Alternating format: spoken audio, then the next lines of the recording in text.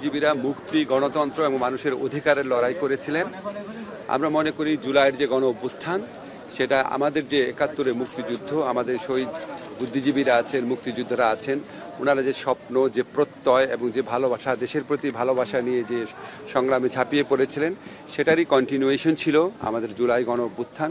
জুলাই গণ অভ্যুত্থানকালেও দেখেছি আমাদের তরুণরা, আমাদের ছাত্ররা জীবনের মায়াকে উপেক্ষা করে গণতন্ত্র, মানুষের অধিকার, বৈষম্যহীন সমাজ প্রতিষ্ঠা, শোষণমুক্ত সমাজ প্রতিষ্ঠার জন্য লড়াই করেছে। আজকে এই শহীদ বুদ্ধিজীবী দিবসে এসে তাদের সেই লড়াইয়ের কথাও মনে পড়ছে।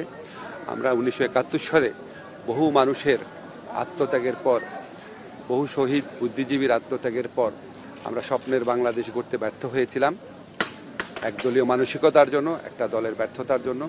আজকে কোনোভাবেই যেন সেই ব্যর্থতার পুনরাবৃত্তি না হয়। আমাদের তরুণদের আত্মত্যাগের বিনিময়ে রাষ্ট্র গড়ার যে দ্বিতীয় সুযোগ আমরা পেয়েছি, সেই সুযোগ যেন আমরা কোনোভাবেই নস্যাৎ না করি, সেই সুযোগ যেন আমরা কোনোভাবেই নষ্ট না করি, সেটাই যেন আমাদের প্রত্যয় হয় শহীদ বুদ্ধিজীবী দিবসে। এটাই আমার কাছে মনে হচ্ছে এসে। সবাইকে ধন্যবাদ। Thank you.